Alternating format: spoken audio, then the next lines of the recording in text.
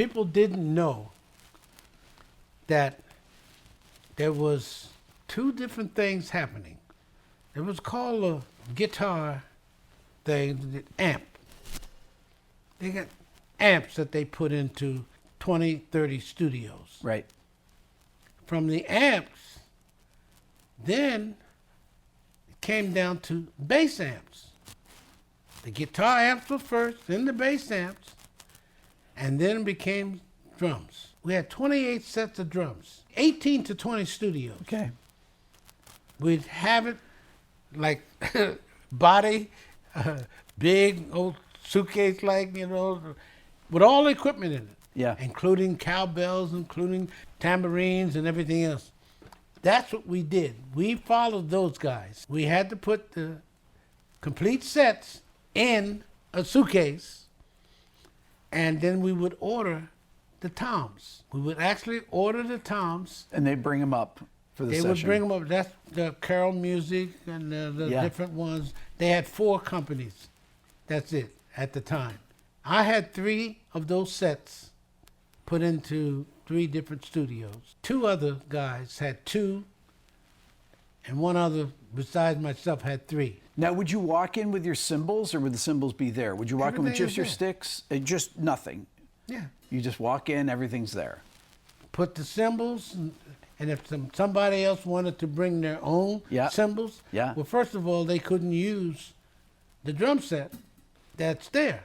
Okay. What happened is that the engineers got a key made because so many guys didn't bring their cymbals because they thought everything was okay. Right. But we lost control of it, you know. But I had a good 4 or 5 years with equipment that I kept in the studios. And that's how often. I was doing 20 dates a week. That's what happened. Would you drive between studios if you were?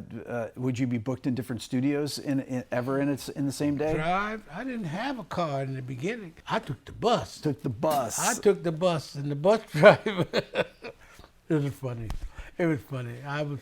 My apartment was on 104th Street. Okay. And Broadway. Yeah.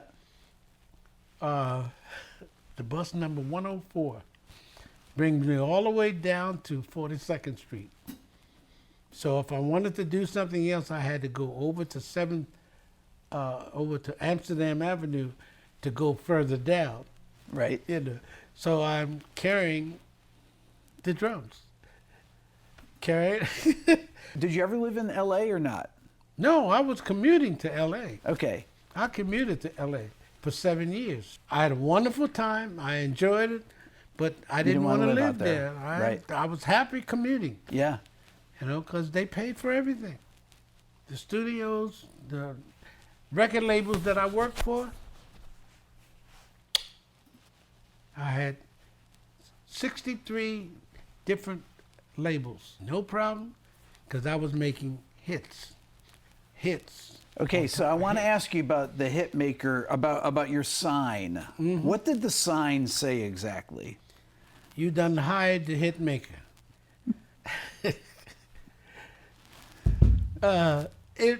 It was really quite simple. I end up with 3 different signs and alternating. You know, if you need me, call me. Right. The Hitmaker.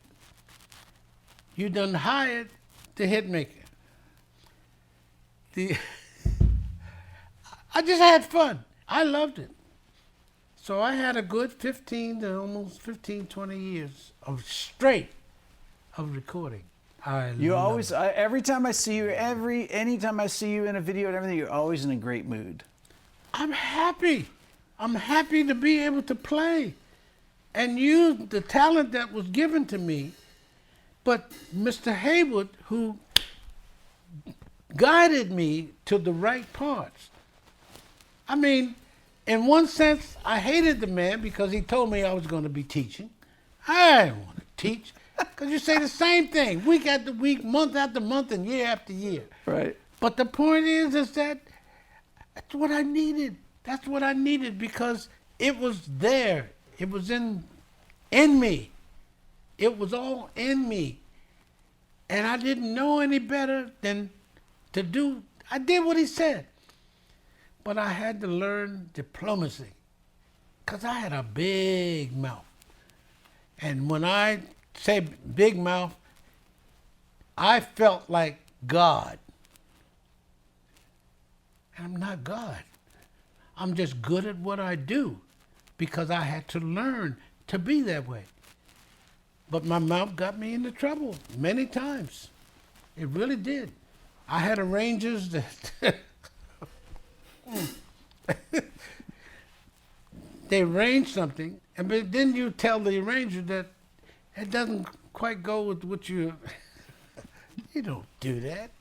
You don't do that. And I was right, but the point is that you don't do it. Right. You just don't do that.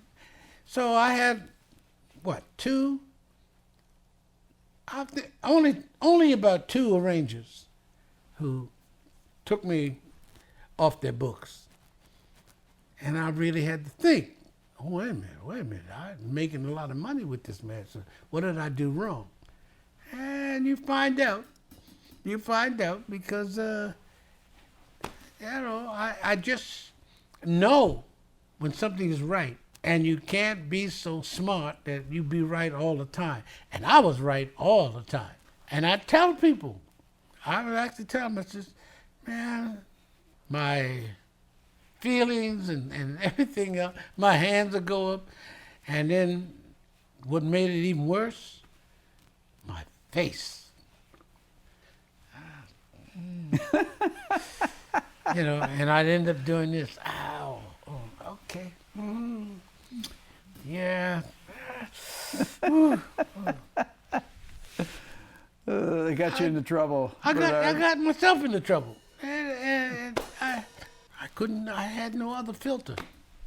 Bernard, what do you want your legacy to be? I'd like to be the happiest drummer in the world. As far as I'm concerned, I love what I do. I think you've achieved that. I love what I do. I just received one of the first major accolades in my hometown. They put up a mural that's 15, almost 20 feet high.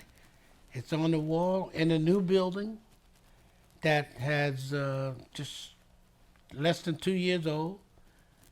And I'm like, I can't believe. I just can't believe. I was so happy. I was crying the whole time when I just saw it.